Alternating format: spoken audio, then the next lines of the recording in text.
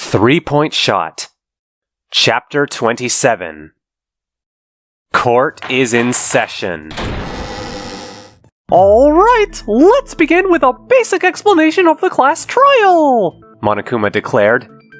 During the trial, you'll present your arguments for who the culprit is, and vote for who done it. Vote correctly, and only the blackened will be punished. But if you pick the wrong person, I'll punish everyone besides the blackened, and that person will graduate from this academy.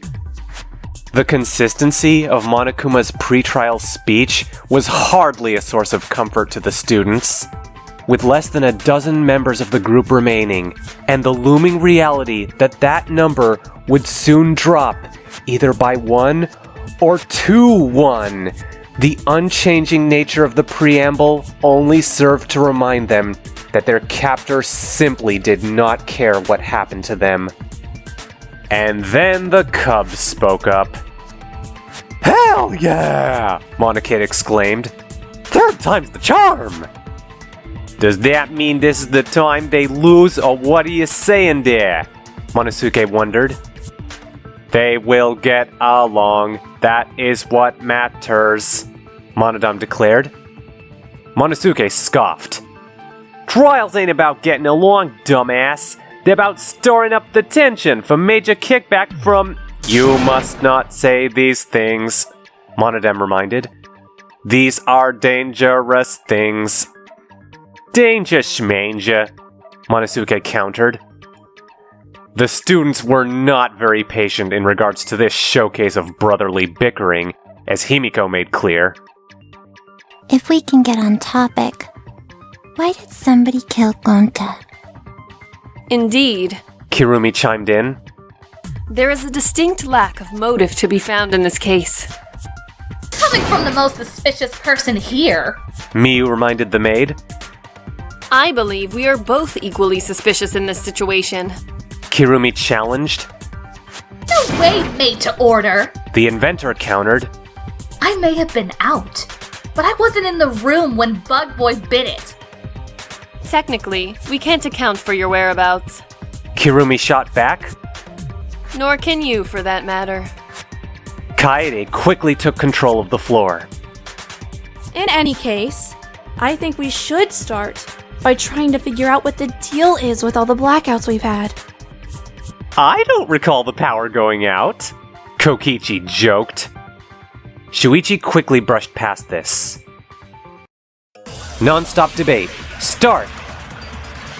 3 people fell unconscious just before the event took place. Tojo-san in her lab, which is where Gonta-kun's body was found, and both Iruma-san and Kibo-kun in Iruma-san's lab. Kibo said he went out because he powered down for a maintenance thing, Kaito recounted, and he didn't wake up until we saw him wake up after we found the body. It thought matches his testimony about how long his sleep mode lasts, Angie agreed.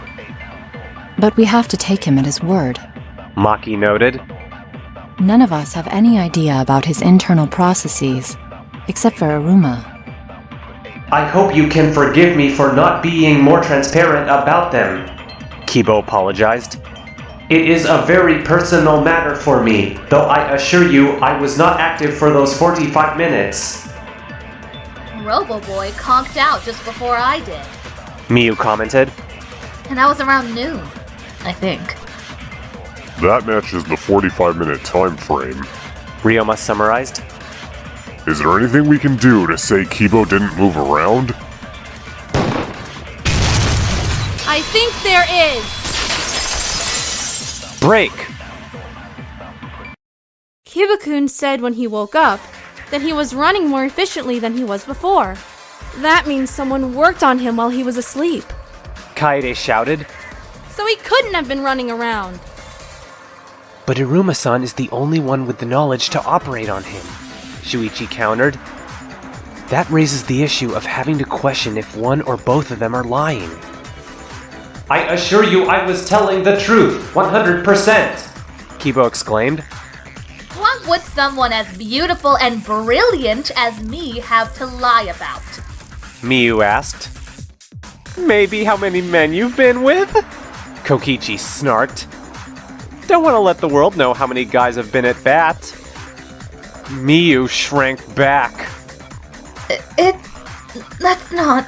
But, like, neither of them knew that Gonta was dead, right? Angie questioned. So how would they know to lie about it? If either of them killed Gonta, they'd know to lie. Himiko countered. I want to stick by Kiba-kun's testimony that he was operated on. Kaede claimed. But I don't think that means Aruma-san was lying. Her being awake doesn't really make sense either. Why not? Kaito inquired. Well, if Kiba-kun's story is true and hers isn't, Kaede explained. that means in the 45 minutes he was out, she operated on Kiba-kun's body, went to Tojo-san's lab, killed Gonta-kun, came back, and fell asleep. That seems like a bit of a stretch.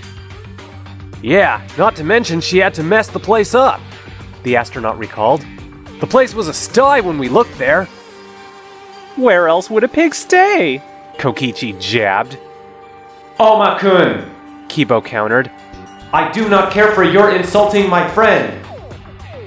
Friend? Miyu muttered. The robot smiled brightly.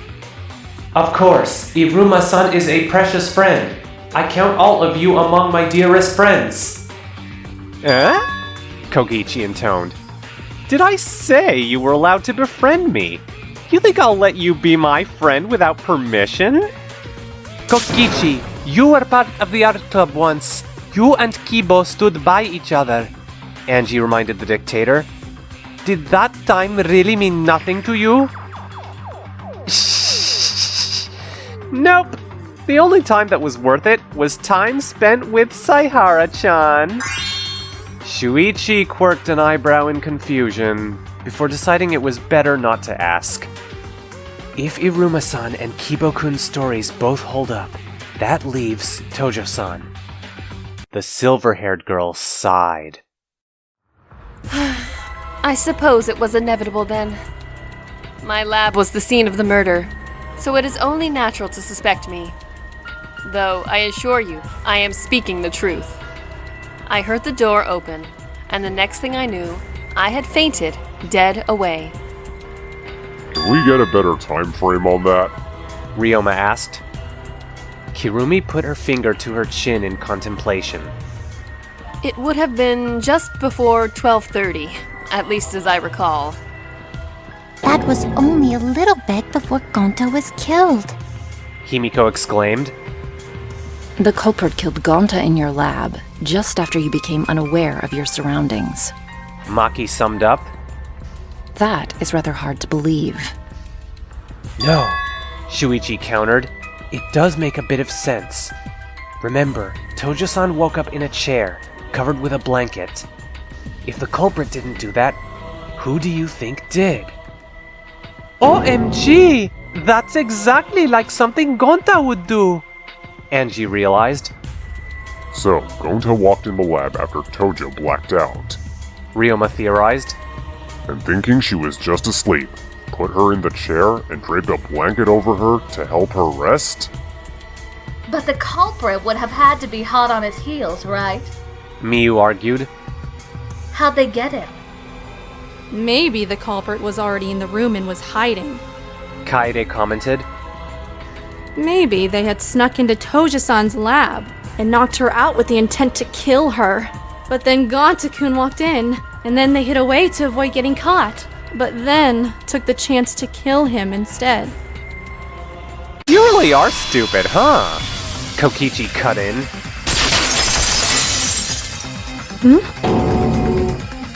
Your stupidity is on an ultimate level.